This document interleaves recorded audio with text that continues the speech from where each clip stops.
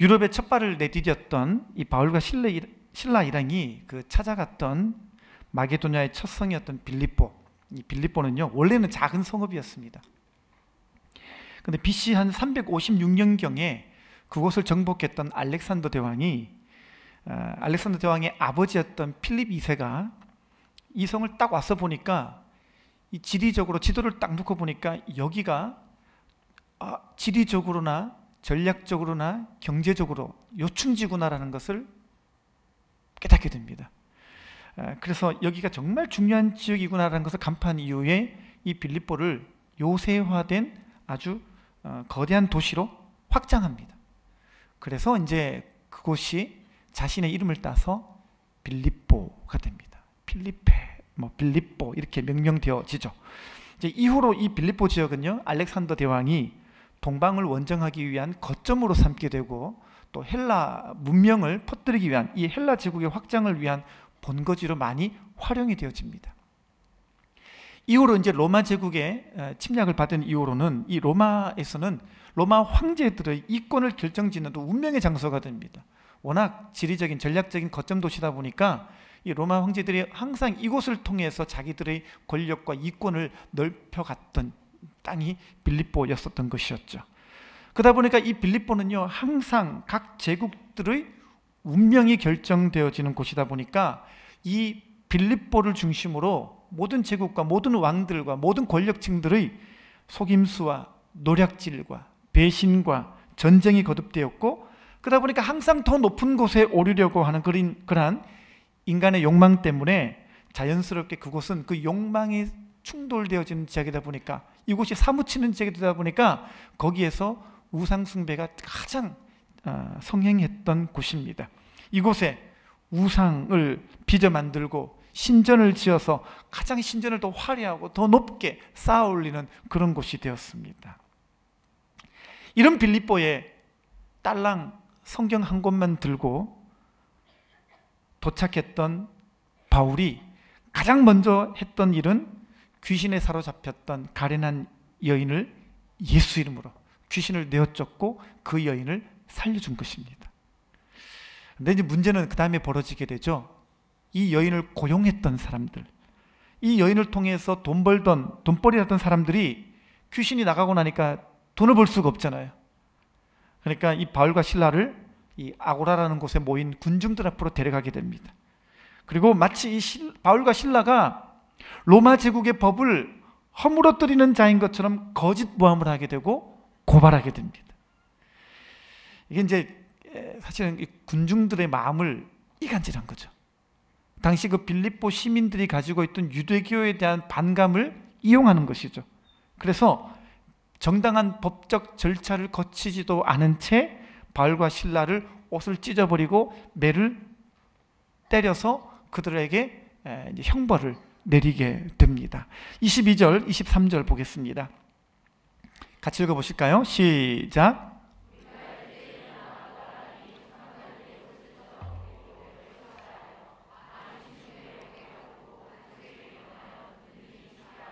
아멘. 여기 보니까 이제 매를 치게 되죠. 매를 치는 것을 태형이라고 그러죠. 구약 성경에 보게 되면 매는 몇 대 때리냐면요, 39대를 때리게 되어 있습니다. 뭐 실험 삼아 해봐서 그런 건지 모르겠지만 40대 이상을 때리면 사람이 죽나 봐요. 39대 이렇게 정해놨습니다. 근데 원래 이유는 태형을 가할 때 이 태형을 때리는 사람들이 때리다 보면 감정에 못 이겨가지고 40대 이상을 더 초과하는 경우가 많았고, 그렇게 무제한으로 태형을 가하다 보게 되면 사람이 죽게 되는 경우가 발생하니까 40에 사나 가만 39대를 매질하게 됩니다. 그러니까 이제 이렇게 39대라고 정해놓게 되면 자기도 모르게 횟수를 잘못 계산해서 40대를 초과하지 않기 위한 장치가 되기도 했었습니다. 근데 문제는 이거는 유대교의 법이었었고, 하나님을 알지 못하는 이방들의 태형은 그렇지 않았습니다. 당시에 숫자의 제한이 없었어요. 그러니까 23절에 보게 되면 뭐라 적어놨죠? 많이 친 후에. 이게 무슨 말이냐면 40대를 넘었다라는 얘기입니다. 40대를 넘어서 막 때리는 거죠. 그러니까 이 말은 많이 친 후에라는 말은 바울과 실라가 40대를 초과하는 매질을 당했다라는 것을 알 수가 있는 말씀이기도 합니다. 게다가 이 맨몸으로 심한 태형을 당했던 바울과 실라를 투옥시키죠. 투옥시키고 감옥의 간수들에게 그들을 철저하게 지키라고 이렇게 말하게 됩니다. 명령하죠. 자, 24절 보겠습니다. 같이요. 시작. 그가 이러한 명령을 받아 그들을 깊은 옥에 가두고 그 발을 착고에 든든히 채웠더니 그랬습니다. 일반적으로 로마 제국의 감옥은요, 두 종류입니다. 창이 있는 감옥이 있고요, 창이 없는 감옥이 있어요. 창이 있는 감옥은 글자 그대로 이제 그 창 이편에다가 이 창문을 내어 놓은 감옥이죠. 쉽게 말하면 지상에 있는 감옥이에요. 그러면 창이 없는 감옥은 뭐겠습니까? 그렇죠, 지하 감옥인 거죠. 그러니까 24절 보시면 바울과 실라는 어느 감옥에 갇혔습니까? 그렇죠, 여기 봤더니 그들을 깊은 옥에 가두고라고 적어놨는데, 문헌을 살펴보게 되면 이 깊은 옥이라고 하는 것은 바로 지하 감옥을 의미하는 것입니다.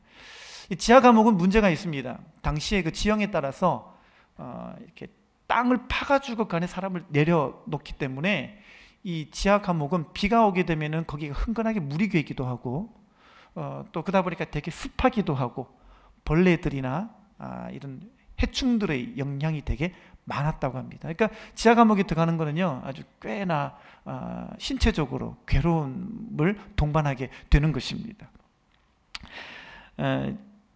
그러니까 특별히 이 지하 감옥 같은 경우는 외부와 단절된 감옥이기 때문에 거기 들어가는 것 자체가 고통입니다. 빛을 볼 수가 없으니까. 사람이 빛을 보지 못하고 계속 캄캄한 데만 있으면요, 이게 되게 괴로운 것이죠. 더구나 오늘 본문에 보니까 바울과 실라의 발에 뭘 채웠습니까? 착고라는 걸 채웠습니다. 이 착고라는 단어는 여러분들하고는 익숙하지가 않죠. 아무도 여기에 뭐 이렇게 교도소를 갔다 오신 분이 안 계시니까 이게 뭔지 모르실 거고, 오늘날에는 착고라는 것은 오늘날 교도소에도 쓰이지 않는 물건들이기 때문에 착고가 뭔지를 모를 것 같아요. 착고는 다음 그림과 같습니다. 그림이, 저기에다가 사람 발을 넣고 이렇게 가둬버리는 것이죠. 저거는 이제 1인용짜리 착고인데, 문헌을 보게 되면 이제 보통 2명이 같이 갈 때는 4개짜리를 이렇게 놓고 두 사람을 나란히 있습니다. 착고를 보시면 특징이 뭐냐면 다리를 벌리게 되어 있습니다. 여러분, 앉아 있을 때 다리를 모으고 앉아 있는 게 편하세요? 다리를 벌리고 앉아 있는 게 편하세요? 모으는 게 낫죠, 그죠? 다리를 벌리고 있으면요, 이게 나중에는 이게 이제 몸이 불편해집니다. 힘들어지죠. 저 형태 같은 경우는 3인용짜리 착고입니다. 안에 있는 구멍이 되게 크게 보여서 발을 쉽게 넣었다 뺐다 할 수 있을 것 같지만요, 사실은 되게 작게 만들어져서 이렇게 모아가지고 자물쇠를 잠궈버리기 때문에 발이 꼼짝없이 벌린 채로 계속 있게 됩니다. 자, 근데 이 로마 제국의 착고는요, 저는 어떤 이동형이 아니라 벽에 부착이 되어 있어요. 그럼 어떻게 되겠습니까? 사람이 제일 편한 게 뭐죠? 벽에 등을 기대고 있는 게 제일 편하잖아요. 근데 로마 제국의 착고는요, 이 착고가 벽 쪽에 붙어 있어요. 그럼 어떻게 되겠습니까? 사람이 앉아 있는데 등을 벽에 기대고 앉아 있지 못하니까 그것 자체가 고통인 것입니다. 그러면 이렇게 말씀하시는 분이 계십니다. 그러면 누워 있지 뭐. 이런 분이 계십니다. 근데 한번 상상을 해보시기 바랍니다. 누워 있을 수 없는 이유가 뭐냐면, 낮에 뭘 맞았죠? 매를 맞았거든요. 매는 이 등에 맞는 거거든요. 그러면 누워 있으면 이 쓰라려 가지고 누워 있을 수가 없습니다. 누우면 등 뒤에 상처가 고통이 더 쓰라려서 심하게 통증이 있기 때문에 이거는 뭐 그냥 앉아 있을 수밖에 없는 것입니다. 바울과 실라의 그 감옥에서의 통증과 고충이 어떠한 것인지를 한번 좀 성경 말씀을 통해서 풀어봤습니다만, 이렇게 보게 되면 바울과 실라가 가졌던 그 감옥 안에서의 그 심한 그 마음의 고통과 그 힘든 그런 상황이 우리는 더 좀 이해가 될 수가 있을 것 같습니다. 바울과 실라가 도대체 무슨 죄를 지었기에 이처럼 이런 가혹한 형벌을 내린 것일까요? 도대체 무슨 잘못을 했기에, 뭘 그렇게 잘못했다고 이렇게 그들에게 이런 형벌을 가한 것일까요? 우리가 알지만 성경에 보게 되면 바울은 그냥 더러운 귀신에 사로잡힌 채 악독 고용주에 의해서 착취당하던 가련한 여인을 살려줬을 뿐이에요. 그러면 정부기관에서 표창해 줘야죠. 재판도 받지 못한 채 맨몸으로 그냥 헤아릴 수 없는 많은 매질을 당하고, 그것도 모자라서 두 발에 착고가 메어진 채 몸을 벽에 기대지도 못하고 바닥에 눕지도 못한 채 밤을 맞이합니다. 아파 보신 분들은 아시지만 희한하게 아픈 건 밤에도 아프죠. 사람은 이상하게 밤에도 아프고요. 밤 되면 마음도 더 힘들어지죠. 이 밤, 이 절망의 밤에 바울과 실라는 무엇을 하고 있을까요? 25절 보겠습니다. 25절 같이 읽어보겠습니다. 시작.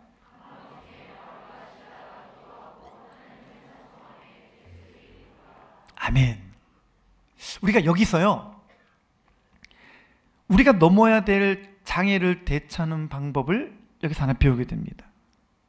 하나님이 기뻐하신 일을 했어요. 성령의 인도하는 일을 따라 행했어요. 근데 이런 일을 겪었단 말이에요. 분명히 하나님께서 마련하신 길이라고 갔단 말이에요. 그런데 이런 일을 당하는 거예요. 분명히 성령님의 인도 따라 이게 왔단 말이에요. 왔는데 이런 일을 당할 때 우리는 어떻게 해야 되는가? 특별히 가족 구원을 위해서 우리가 함께 진일보해서 함께 마음을 모아서 나가고 있는 중입니다. 이때요, 우리가 믿음으로 나갔음에도 불구하고 가족에게 핍박을 받거나 내가 예상치 못한 문제를 만나거나 내가 전혀 생각하지 못했던, 전혀 이건 나의 예상을 뛰어넘는 그런 일들을 만났을 때 우리가 어떻게 해야 되는가라는 것입니다. 의외로 많은 사람들이요, 24절까지 갔다가 25절을 못 건너갑니다. 24절까지는 누구나 올 수가 있는데 25절이 힘든 거예요. 오늘 읽은 25절이요, 이게 대단한 구절입니다. 25절까지 건너와야 되는데 25절까지 와지지가 않는 거예요. 25절로 건너가지지가 않는 거예요. 왜 그럴까요? 왜 그럴까요? 왜 이렇게 25절까지 가기가 어려울까요? 다름 아니라 소위 말하는 시험 들어서 그렇습니다. 시험 들어서 그런 거죠. 시험 들면 25절까지 오지를 못합니다. 시험에 봉착하게 되면 25절까지 건너가지를 못하는 것이죠. 보통 우리가 언제 이런 시험에 들까요? 그렇죠. 이해가 안 될 때, 이해가 안 되는 상황, 설명이 안 되는 상황, 여기서 다 넘어 자빠집니다. 이해가 안 되고 설명이 안 되니까 이 장애를 뛰어넘지 못하고 여기서 다 걸리는 거예요. 다 걸립니다. 특히 이제 자기가 하나님의 뜻대로 갔다고 생각했을 때, 난 분명히 하나님 뜻대로 왔는데 이때 자기 뜻대로 되지 않으면 시험은 2배가 됩니다. 그렇죠? 자기가 자기 뜻대로 갔다가 장애를 만나면, 아, 내가 잘못 결정해서 그렇구나. 그러면 이거는 보통 설명을 잘해주면 다시 회개하고 돌아오면 되는 문제예요. 근데 문제는 뭐냐면 자기는 분명히 하나님의 뜻대로 했어요. 분명히 자기가 받은 말씀이 있었고 성령님의 인도가 있어서 하나님의 뜻대로 갔단 말이에요. 근데 다 갔는데 문제가 생겼을 때, 그때 우리는 크게 낭망합니다. 그때 우리는 크게 시험 듭니다. 이게 바로 우리가 제대로 넘어가야 될 장애입니다. 여기서 우리는 오늘 큰 교훈을 하나 배웠습니다. 바로 우리 앞에 큰 시험거리가 아주 큰 장애로 다가온다 하더라도 여러분, 이 장애물을 새롭게 해석해야 되고 이것을 새롭게 바라보는 눈을 가져야 되는 줄 믿습니다. 꼭 기억하십시오. 바른 길을 가도 핍박이 올 수가 있습니다. 아멘입니까? 성령 충만해서 성령의 인도에 순종을 해도 고난과 핍박과 내가 예상치 못한 일들이 맞닥뜨려질 수가 있습니다. 예. 그러니까 우리가 오늘은 이 말씀을 통해서 우리의 시각이 바뀌어져야 됩니다. 시각이 바뀌면 해석이 됩니다. 해석이 되어지면 태도가 바꿔집니다. 그러면 상황을 받아들일 수가 있는 것입니다. 자, 그래서 바울과 실라가 어떤 반응을 보입니까? 25절 다시 읽겠습니다. 25절입니다. 다 같이요. 시작.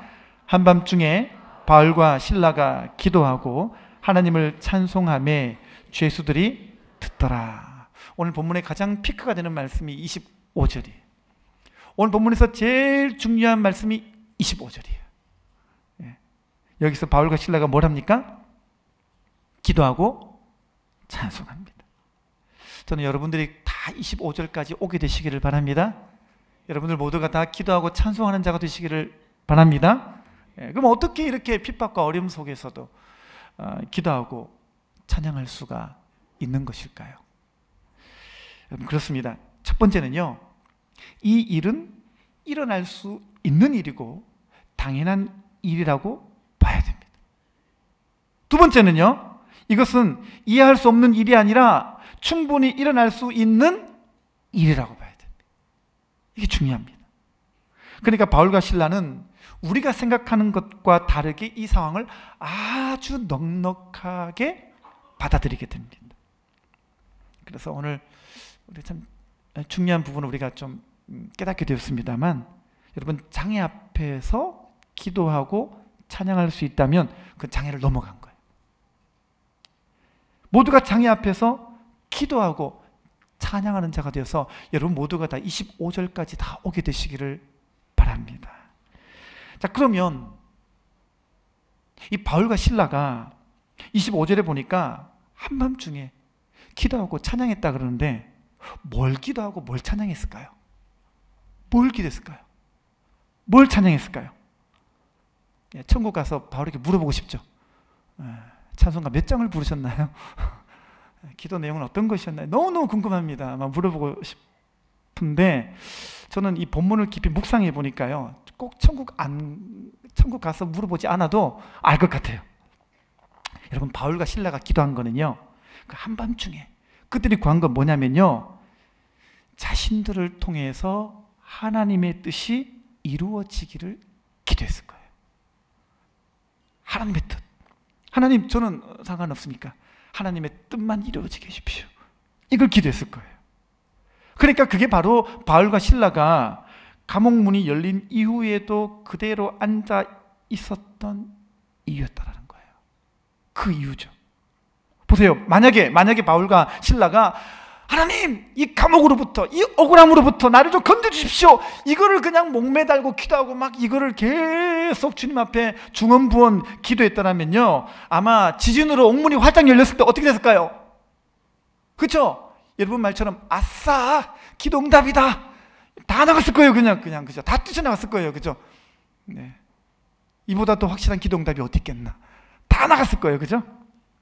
근데 성경에 보니까 바울과 실라는 하나님을 믿는 믿음 자체가 아마 우리와 뭔가 좀 다른 것 같아요. 안 나가잖아요. 안 나가죠. 이 믿음의 결이 다른 것 같아요.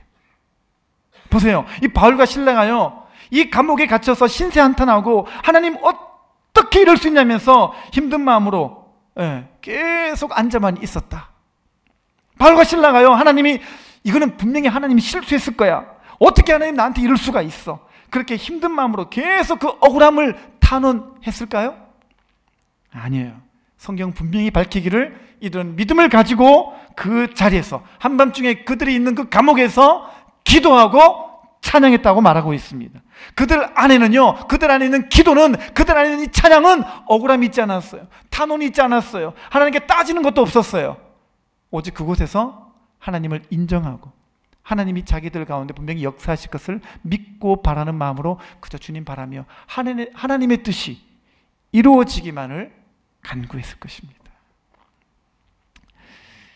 여러분, 억울하게, 정말 억울하잖아요. 재판도 없이 심한 매질을 당하고 착고에 묶여서 투옥당하는 거, 하나님 만약 그걸 그냥 보고만 계셨다면 여러분, 바울과 실라가요, 그 억울함 가운데 어떻게 그런 하나님을 계속 믿을 수가 있겠어요? 어떻게 하나님 이걸 가만 보고 계시지? 내가 이런 하나님을 어떻게 계속 내가 믿을 수가 있지? 그런 마음 들지 않았겠어요?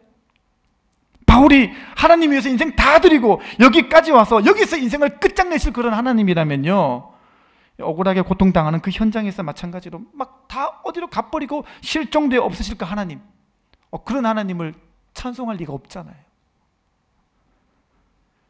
근데요, 그런 하나님이라면 바울과 실라가 믿을 가치나 이유가 없었을 텐데 그들이 끝까지 기도하고 찬양했다는 것은 무슨 말입니까? 그런 믿음이 아닌 거예요. 필요할 때만 주님 찾고 자기 힘들 때 이 힘든 문제만 탄원했던 그런 믿음이 아니라 자기의 문제와 상황에도 불구하고 끝까지 끝까지 하나님을 신뢰하고 믿고 하나님의 선하심을 의지했다라는 것입니다. 여러분, 그래서 바울은요, 하나님께서 다메섹 도상에서 자기를 부를 때 이 부르신 이후로부터 계속해서 하나님이 자기의 삶에 관여하고 계시고 내 삶에 항상 선으로 인도하시고 내 삶을 책임지는 분이라는 것을 바울은 확실하게 믿는 믿음을 가졌습니다. 이걸 잊지 않는 거예요. 하나님 나를 아신다. 하나님 나를 지키신다. 하나님 나를 책임지신다. 이거를요, 한순간도 잊지 않는 거예요. 그러니까 바울은요, 보면 이거예요. 1번, 하나님은 무조건 선하시다. 1번이 뭐냐면 하나님은 선하신 분이시다라는 거예요. 한번 따라서 하겠습니다. 하나님은 선하신 분이시다. 아멘입니까? 2번, 하나님은 나를 보고 계시고 알고 계시고 함께하고 계시는 하나님이다. 그러니까 나의 모든 상황 속에서 주님의 뜻을 이루실 것이다. 이게 있는 거예요. 따라서 하겠습니다. 하나님은 보고 계시고 알고 계시고 함께하고 계신다. 아멘이죠.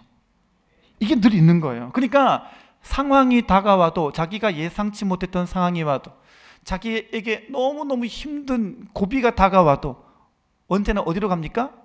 1번으로 가는 거예요. 1번. 하나님은 선하시다. 2번. 그 다음에 어떻게 해요? 하나님은 다 보고 계시고 알고 계시고 함께하고 계신다. 항상 글로 가는 거예요. 우리는 몇 번으로 갑니까? 4번, 5번, 7번, 어떤 분은 벌써 한 13번, 15번까지 갔죠. 그죠? 하나님이 이럴 수 있나? 하나님 삐졌나 보다. 하나님 이럴 수 있나? 내 하나님 믿나 봐라. 교회 나오나 봐라. 막 10번, 12번, 13번 막 가죠, 우리는. 그죠? 예. 여러분, 우리가 이걸 훈련해야 돼요. 자, 여러분에게 문제가 생겼습니다. 어디로 가야 됩니까? 1번으로 가야 됩니다. 제 손가락이 1번으로 안 보이십니까? 어디로 가라고요? 1번으로 가야 됩니다. 1번이 뭡니까? 하나님은 선하신 분이시다. 그 다음에 어디로 가야 돼요? 2번. 2번은 뭐예요? 하나님은 보고 계시고 알고 계시고 함께하고 계신. 이 바울과 실라의 마음이 이게 있는 거예요. 매질을 당했지만, 찾고 있지만, 지금 심한 통증 가운데 있지만, 잠 못 자는 중에 있지만, 아니 성경 말씀 적어놓은 것처럼 한밤중에 있지만, 내 인생의 절망의 밤 가운데 있지만, 1번 하나님은 선하시다. 2번 하나님은 보고 계시고 알고 계시고 함께하고 계신. 언제나 1번으로 가는 거예요. 또 2번으로 가는 거예요. 어떤 문제가 생겨도 다시 1번, 2번 순서대로 계속 가는 거예요. 분명히 바울의 기도가 그것이었을 줄 믿습니다.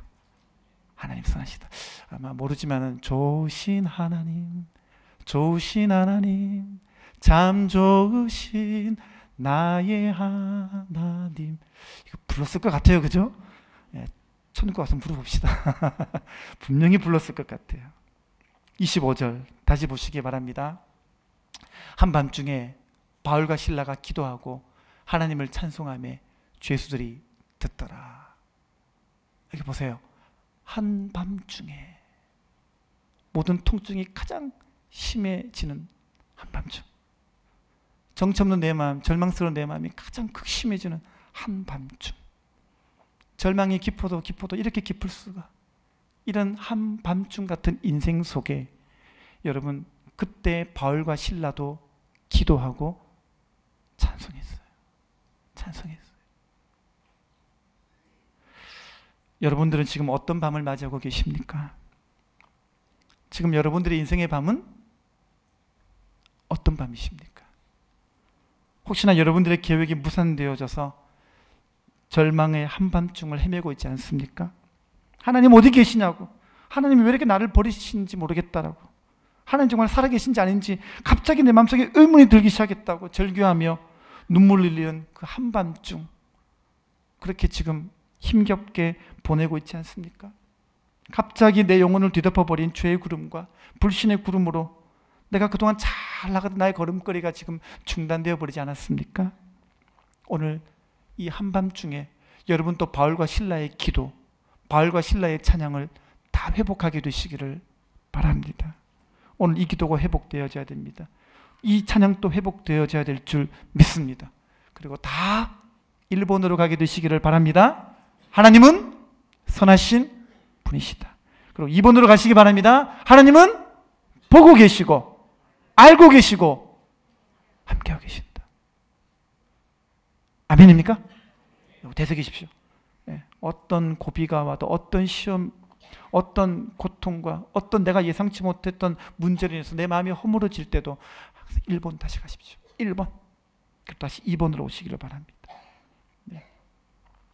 여러분 마음대로 그냥 여러분의 생각이 정한 4번, 5번으로 가시면 안 되고 계속 1번으로 가는 훈련을 한 주간 동안 계속 하시기 바랍니다. 1번으로 갔다가 그 다음 2번으로 오시면 됩니다. 그러면 장애를 뛰어넘을 수가 있게 되는 줄 믿습니다. 26절부터 28절 보겠습니다. 같이 읽겠습니다. 시작. 이에 갑자기 큰 지진이 나서 옥터가 움직이고 문이 곧 다 열리며 모든 사람의 매인 것이 다 벗어진지라. 간수가 자다가 깨어 옥문들이 열린 것을 보고 죄수들이 도망한 줄 생각하고 칼을 빼어 자결하려 하거늘 바울이 크게 소리질러 이르되 아멘. 사도 바울이 기도한 것, 찬양한 것이 무엇이었습니까? 감옥에서 나갈 거, 감옥에 나갈 길을 찾는 거, 이 억울한 감옥살이를 끝내는 거, 그게 아니었죠, 그죠? 그 기도가 아니었다라는 거예요. 우리 같으면 그거 할 것 같아요, 그죠? 감옥에서 빼내주시옵소서 주여, 아마 그 기도 할 것 같은데 바울은 그 기도를 하지 않았다라는 거예요. 잘 보세요. 여러분들 내가 기도하는 게 하나님의 뜻이 아닐 수 있어요. 내가 지금 기도하고 있다고 그것이 하나님의 뜻이라고 생각하시면 안 돼요. 이게 정말 중요합니다. 내가 기도하는 것, 내가 구한 것, 내가 결단하는 것이 주님의 뜻에 부합되는지를 늘 물어보셔야 돼요. 그리고 우리는 성령의 인도를 받아가셔야 됩니다. 우리는 보면요, 꼭 우리식대로 믿죠. 사람들 보면요, 자기 성질대로 믿어요. 진짜 보면요, 얼마나 급하게 믿고 얼마나 자기 그 성질대로 그렇게 믿는지 모릅니다.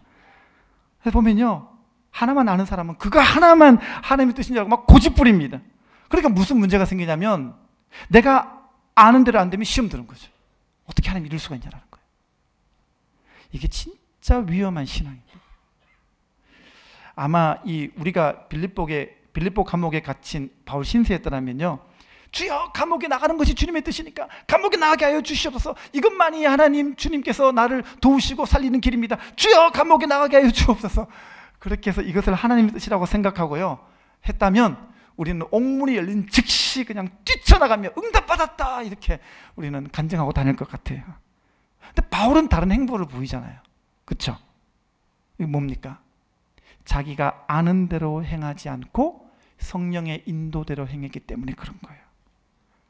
기도하면서 감옥 안에서 찬양하면서 기도하며 찬양하며 기도하며 찬양하다 보니까요, 주님께서 뭘 원하시는지 안 거예요.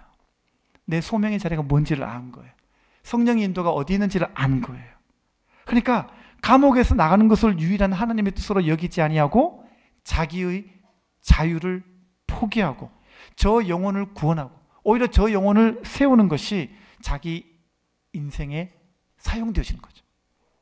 내가 그렇게 저 영혼 위에 사용되었으면 좋겠다. 여러분, 우리의 인생은 교회를 세우고 영혼을 세우는 일에 들여져야 될 줄 믿습니다. 우리가 얼마나 교만한지 몰라요. 우리가요, 얼마나 자기의가 센지 몰라요. 그래서 자기 뜻대로 그냥 내 뜻대로 주님의 선한 목적인 줄 믿고 그렇게 방향 잡아놓고요, 자기 뜻대로 안 되면요 얼마나 성질 부리는지 몰라요. 성질 부린다는 말은 곧 이퀄 시험 들었다 이겁니다.